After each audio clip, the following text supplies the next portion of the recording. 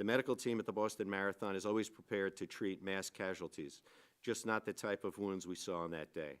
As part of the medical responders, I didn't feel the chaos of the moment. We were simply doing what we had to do in that situation, and most important was that we were able to save lives.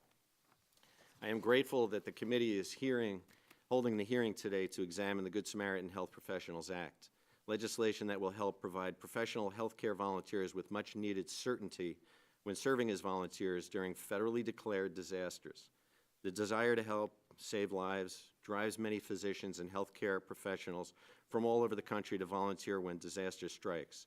While the scale of the disaster and the scope of needs will always vary, providing uniform federal standards for professional liability will help ensure that a sufficient healthcare workforce can be mobilized without unnecessary delays or confusion. In our case at the marathon, the race's liability coverage would have protected us as volunteers for treating the runners, but we had to shift to treating spectators in a much different capacity, which would not be covered under that policy. The current patchwork of laws does not provide healthcare professionals with the certainty they need, and the inconsistency in understanding the application of these laws has resulted in physicians being turned away from disaster areas when they attempt to volunteer the services. A uniform federal standard narrowly focused to apply to federally declared disaster areas will ensure that qualified medical professionals can contribute their services to provide communities with the medical assistance they need. As an osteopathic physician, I'm trained to treat the whole person, addressing not just the body but the mind and spirit. Disaster victims require the need for emotional support, comfort, and empathy as they receive the care needed to address their physical wounds.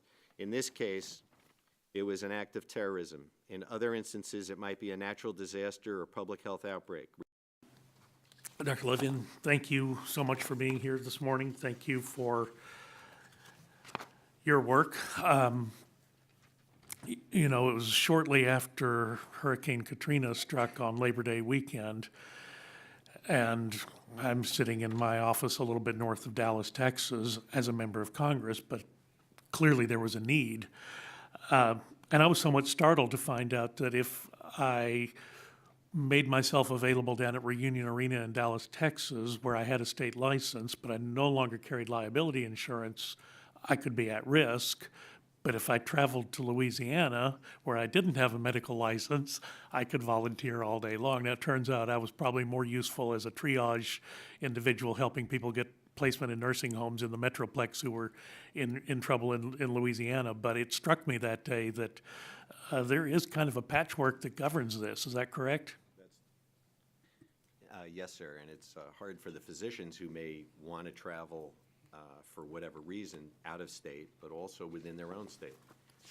It's difficult when you're telling your insurer, liability insurer for your own practice, that if you're working outside of your practice spots, you may not be covered. So even if I'm in the same state, some of the states will not, some of the liability will not cover you within your own state. So just as a matter of course, a physician who wishes to volunteer in one of those types of situations, do they need to call their liability carrier first before they volunteer? Obviously, that would be very difficult, and with the chaos of disasters, it's almost impossible to find out immediately what you would be covered by. Yeah, in your situation in Boston, obviously that would have been impossible in that chaotic moment.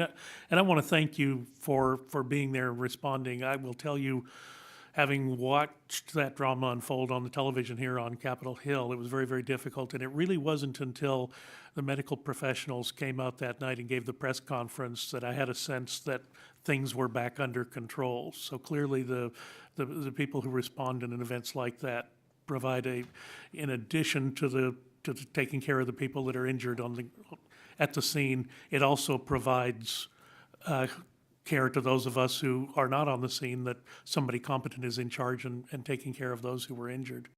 One of the things at the Boston Marathon was, when I got to the site, there were a lot of people with their shirts off who were trying to staunch the bleeding by putting a cotton shirt up against, unfortunately, a limb stump.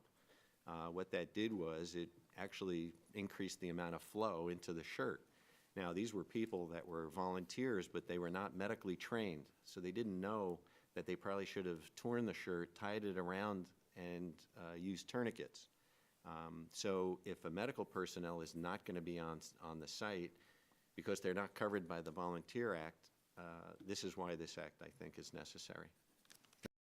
Dr. Levine, again, you provided, whether you knew it or not, reassurance to the country that night, and I was grateful for participation of all the medical professionals in Boston that day. I think it was an important part of the healing of our country.